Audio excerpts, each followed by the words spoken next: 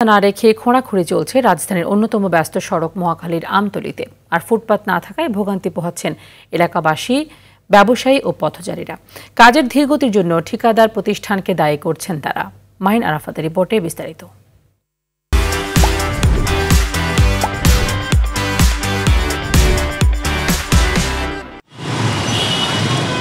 রাজধানীর অন্যতম ব্যস্ত সড়কের একটি মহাখালী বিমানবন্দর সড়ক, পাশেই মহাখালী রেল ক্রসিং, সেই সঙ্গে গুলশান বনানী সহ বিভিন্ন এলাকার সংযোগ সড়ক হওয়ায় আশেপাশে বেশ জমজমাট এখানকার ব্যবসা প্রতিষ্ঠান।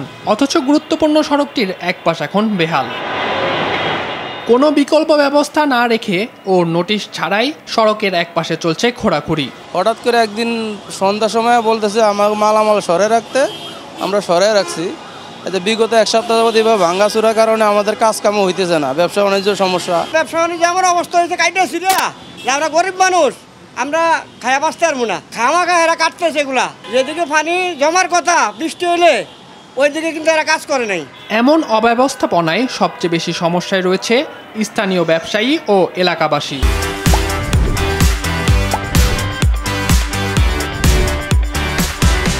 ধরেন আমাদের ব্যবসা পুরাই বন্ধ হয়ে গেছে, বিশেষ করে আমাদের যে কোয়ালিটির ব্যবসা, ধরেন আপনার গ্লাস উঠানো নামানো পুরাই বন্ধ। আর এই অবস্থার জন্য কাস্টমার ঢোকেও না। দ্রুত কাজটার জন্য তাড়াতাড়ি হয়ে যায়, যেটা আমাদের যেহেতু আমরা তাড়াতাড়ি ব্যবসা বাণিজ্য করতে পারি।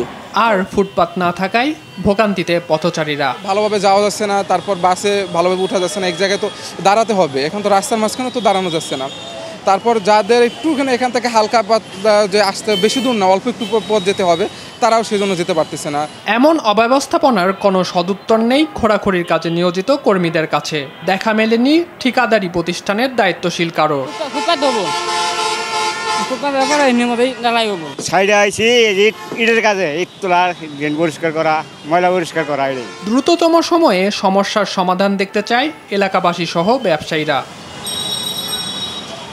মাহিন আরাফাত, RTV, ঢাকা।